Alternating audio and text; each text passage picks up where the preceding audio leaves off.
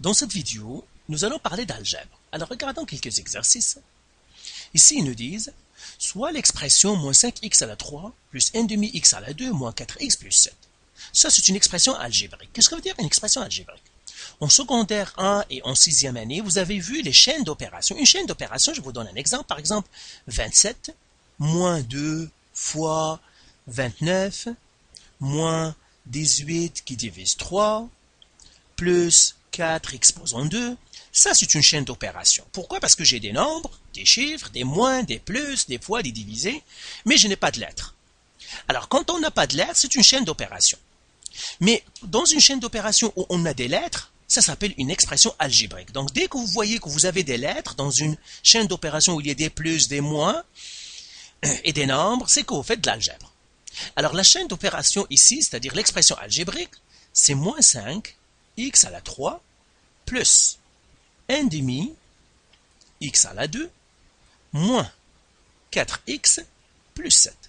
Ça, c'est une expression algébrique. Pourquoi? Parce que j'ai des moins, des plus, des nombres, mais aussi j'ai des lettres. La lettre ici, c'est x. Alors, quand vous avez des expressions algébriques, il y a des connaissances que vous devez avoir. Elles sont pas trop nombreuses. Vous avez quelques connaissances à savoir pour bien maîtriser l'algèbre. La première connaissance, c'est les termes. Vous devez déterminer les termes. Vous devez savoir identifier vos termes. Quand vous avez une expression algébrique, toujours identifier vos termes. Ici, c'est la question. Ils nous disent combien y a-t-il de termes dans cette expression? Comment j'identifie les termes? Par exemple, ici, le terme, ça commence par, c'est le début, donc mon premier terme commence ici. Il finit où? Il finit avec le plus, sur le plus. Donc, le plus, c'est la limite.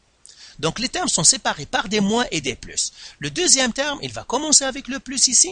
Et il va finir où? Il va finir à la limite du moins. Comme ça. Puisque j'ai un moins, ça veut dire mon terme est terminé.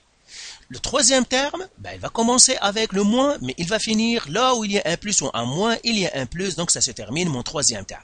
Mon quatrième terme, il va commencer avec le plus, et puisque c'est le dernier, donc ça va être le dernier parce qu'il n'y a rien à côté de lui. Donc combien de termes j'ai ici? J'ai 4. Donc je vais écrire ici 4 termes. Et là, je vais les inscrire. Mon premier terme, donc je vais les écrire ici. Premier terme, c'est moins 5, x à la 3. Mon deuxième terme, c'est plus 1 sur 2, x à la 2. Mon troisième terme, c'est moins 4x. Et mon quatrième terme, c'est plus 7. Donc, vous voyez les termes, toujours le signe appartient au terme qui le suit. Par exemple, ce moins-là, il appartient au 5x à la 3. Le plus appartient au 1 demi x à la 2. Le moins appartient au 4x. Et le plus appartient au 7. Donc, toujours faites attention, le signe appartient au terme qui le suit. Alors voilà, j'ai 4 termes. Maintenant, ils me disent quel est le coefficient du premier terme et celui du deuxième terme. Alors, le coefficient aussi, c'est très important à connaître. Il faut savoir le coefficient. Alors, le coefficient, en fait, c'est le nombre qui multiplie les lettres. Par exemple, la lettre ici, c'est x à la 3. Donc, tout ça, en fait, on la considère comme une lettre. Par exemple, si j'ai x à la 2, tout ça, ça est considéré comme une seule lettre. X à la 3, tout ça est considéré comme une seule lettre. A à la 2, tout ça, c'est considéré comme une seule lettre. Donc, une lettre avec son exposant est considérée comme une seule lettre. Donc, ici, le nombre qui multiplie le x à la 3, c'est moins 5. Donc, ça veut dire le coefficient, c'est moins 5. Donc, c'est le nombre qui multiplie la lettre. Voilà. Donc, c'est moins 5. Le nombre qui multiplie la lettre c'est x à la 2. Donc, le nombre qui multiplie la lettre, c'est 1 demi x. Donc, ça, c'est plus 1 demi. Le nombre qui multiplie le x ici, la lettre, c'est moins 4. Donc, si je l'enlève, c'est moins 4. Donc, le terme, c'est moins 4. Ici, je n'ai pas de lettre. Donc, le nombre, c'est plus 7. Donc, c'est ça mes coefficients. Donc, le coefficient, c'est le nombre qui multiplie les lettres. Donc, quel est le coefficient du premier et deuxième terme? Donc, le premier terme a pour coefficient moins 5. Le deuxième terme a pour coefficient plus 1 sur 2. Alors là, je vais ouvrir une petite parenthèse pour les fractions.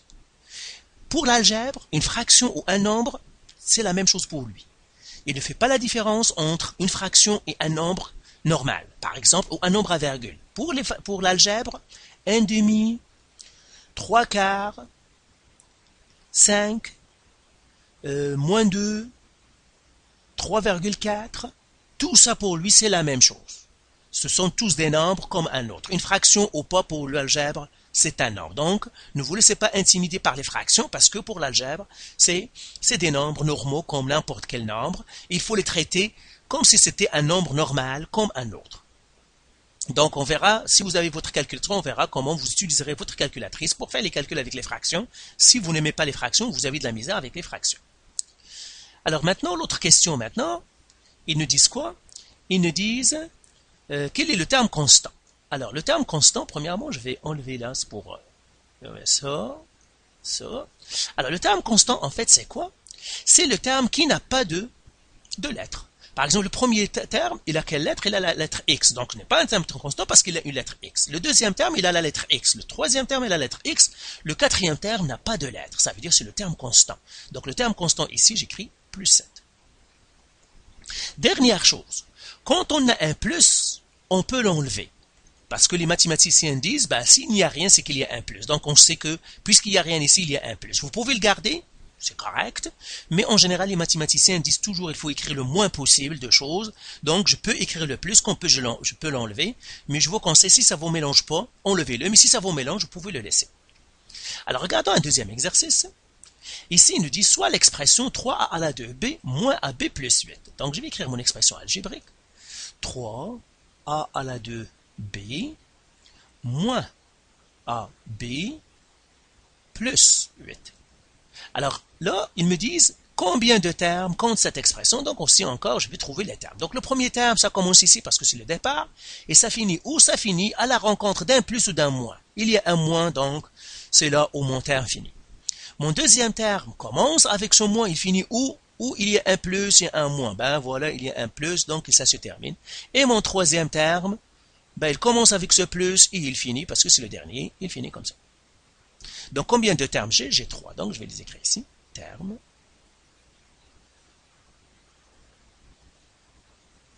Trois a à la 2b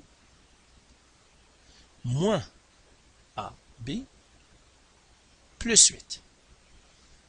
C'est ça mes termes. Combien de termes j'ai? J'ai 3 termes, donc je les écris ici. Quel est le premier terme? Le premier terme, je le vois, c'est celui-là, donc je l'écris. 3a à la 2b. Quel est le terme constant? On a dit le terme constant, c'est celui qui n'a pas de lettres. Celui qui n'a pas de lettres, c'est le troisième, parce que le premier, il a la lettre A et B. Le deuxième a les lettres A et B. Le troisième n'a pas de lettres. Donc, le terme constant, c'est plus 8. Et encore une fois, on peut enlever le plus. On peut le garder si ça vous mélange, mais dès qu'il y a un plus, on peut l'enlever. Quel est le coefficient du deuxième terme? Là, je vais chercher tous les coefficients. Donc, j'écris ici coefficient.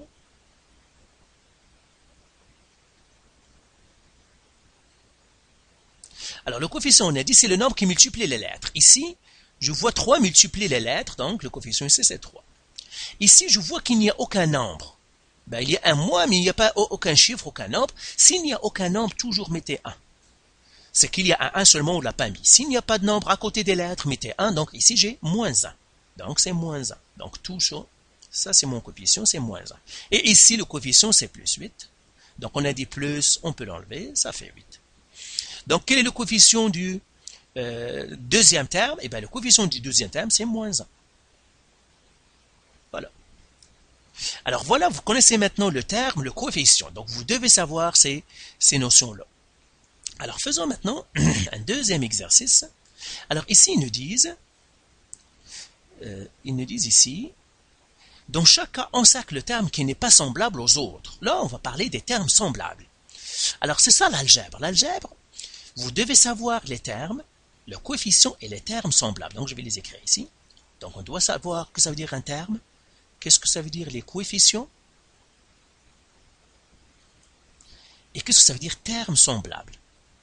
Termes semblables. Alors, les termes semblables, c'est quoi? Eh bien, ce sont eux qui ont les mêmes lettres. Par exemple, je vais prendre ceux-là. J'ai 5x à la 2, x à la 2, moins 7x à la 2, 8x,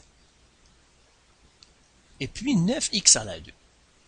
Celui qui n'est pas pareil, c'est qui? C'est celui qui n'a pas de x à la 2. J'ai oublié les chiffres. Même s'ils n'ont pas le même chiffre, par exemple, j'ai ici 5, ici il n'y a même pas un chiffre, C'est pas grave. Ici, j'ai moins 7, ici, j'ai 8, j'ai 9. On s'en fout de ça. On ne regarde que les lettres. Ici, j'ai la lettre x à la 2.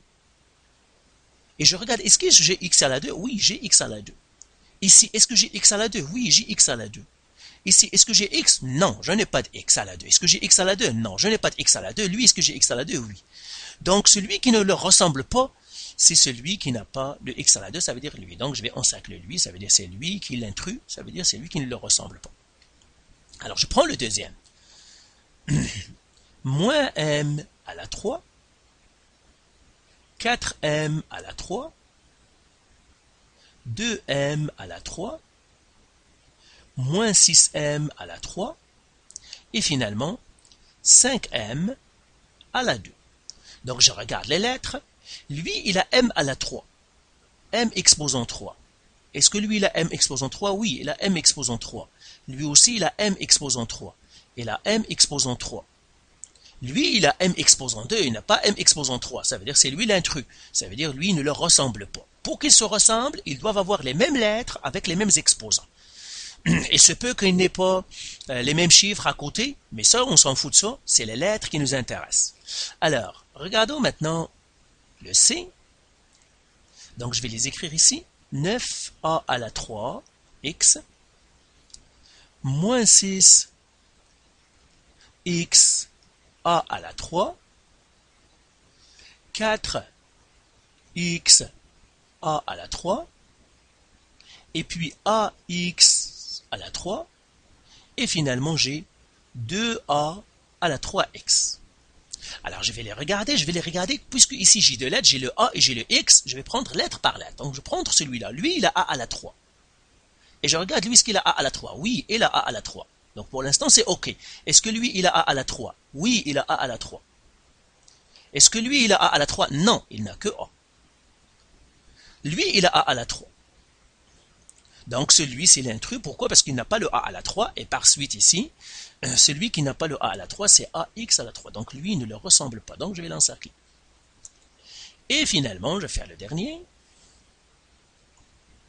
Donc 3x, moins 5x,